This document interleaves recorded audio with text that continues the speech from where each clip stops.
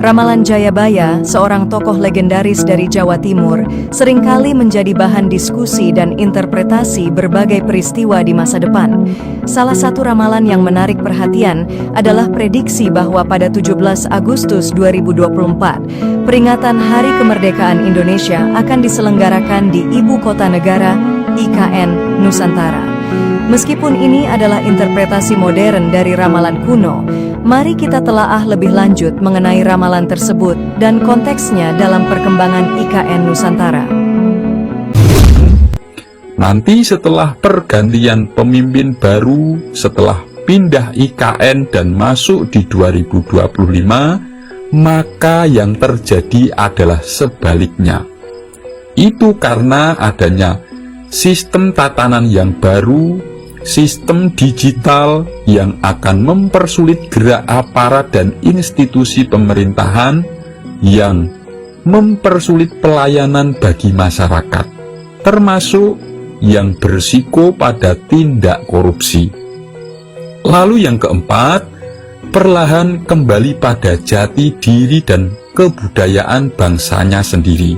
Artinya, jika semenjak reformasi itu masyarakat bawah hingga para petinggi negara cenderung terbawa dengan budaya dari negara asing, seperti ikut-ikutan dengan gaya hidup atau budaya yang kebarat-baratan atau budaya yang kearab-araban, dan meninggalkan keluhuran budaya yang diwariskan nenek moyang bangsa Nusantara sendiri. Nanti setelah pindah IKN dan masuk ke 2025, maka bangsa ini akan perlahan kembali pada keluhuran adat dan budayanya sendiri. Kelima, terbelahnya Pulau Jawa.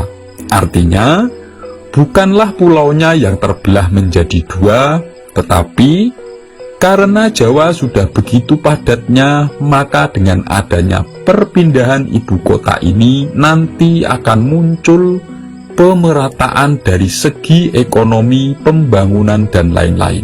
Sehingga nantinya banyak sebagian orang Jawa yang akan pindah meninggalkan Pulau Jawa dan menetap di Pulau Kalimantan. Yang keenam, semakin tertatanya penegakan hukum dan ketahanan pangan.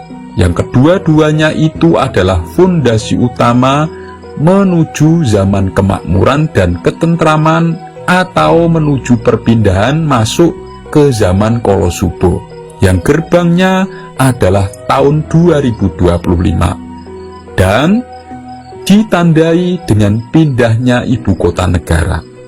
Hal ini sesuai dengan pesan di bait terakhir Serat Jayabaya yang bunyinya, "Entenono waluya lan tentreme, mengko nek wis tumeka Pandhawa mulat sirnaning pengantin." Artinya, tunggulah zaman kemakmuran dan ketentraman di tahun 2025. Jadi kalimat Pandhawa mulat sirnaning penganten itu dalam Condro Sengkolo adalah kode dari angka 2025. Pandhawa artinya 5, mulat itu melihat atau kedua mata yang berarti 2, sirno itu hilang artinya 0, temanten adalah pengantin atau sepasang yang bermakna angka 2, artinya 5202. Dibalik menjadi 2025.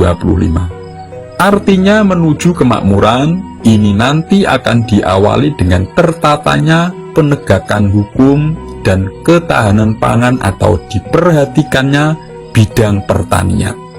Yang ketujuh, mulai disegani oleh bangsa asing. Jadi setelah IKN pindah dan diresmikan, lalu pemimpin yang baru itu dilantik, lalu masuk pada tahun Kolosubo, yaitu masuk di tahun 2025, ini nanti akan membuat Indonesia semakin disegani oleh bangsa asing.